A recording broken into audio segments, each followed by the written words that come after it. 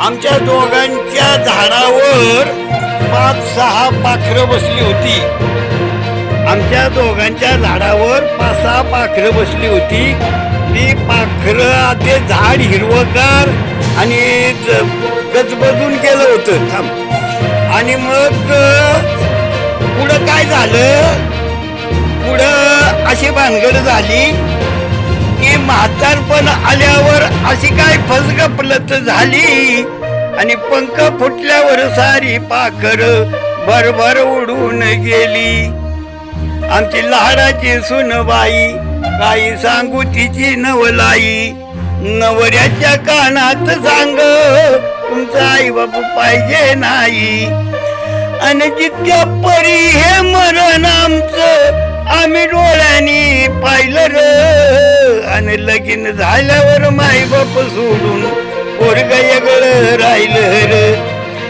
जन्म देऊन आम्ही पोराला सुख दुःख कितीतरी सायलं र. आणि लगीन झाल्यावर माई बाप सोडून पोरग वेगळं राहिलं र.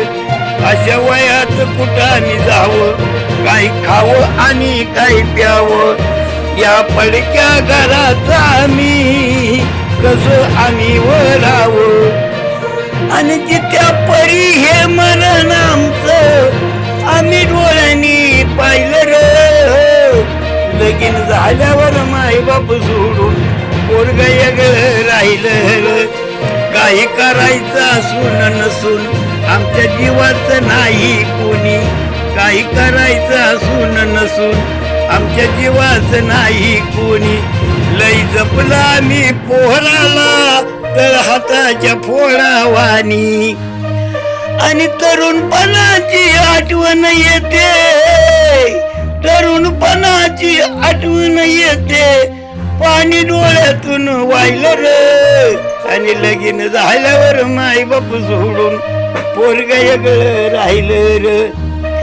म्हातारपण आल्यावरती अशी काय किमया झाली आणि पंख फुटल्यावर सारी पाखर भरभर उडून गेली. ही एक जगाची एक राठी तुमच्या समोर मांडली. आम्ही दोघजण खूप आनंदी आणि मजेत आहोत आणि कसं आहोत ते आम्ही तुम्हाला उद्या शेअर करू.